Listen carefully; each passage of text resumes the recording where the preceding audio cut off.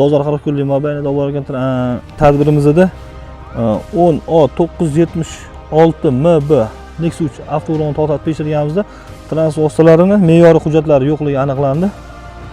Transport vositasi vaqtinchalik saqlash uchun jarima maydoniga olib kelindi. Dolzarb 40 kunlik tadbirimizda Spark rusumli avtomashina Yangiyo'l shahar Samarqand ko'chasida to'xtatilganda hech qanday hujjatlari yo'qligi ma'lum bo'ldi va avtomashina vaqtinchalik jarima maydonchasiga qo'yildi. Ushbu Lacetti Gentra transport vositasi Yangiyo'l shahrida o'tkazilayotgan xavfsiz va sog'lom yurt profilaktik tadbiri hamda shanba avtopatrul reyd kunida to'xtatilganda transport vositasini oldingi oynalari tusi o'zgartirilganligi, ya'ni qora rangli plyonka tortilganligi, tegishli ruxsatnomasi yo'qligi aniqlandi.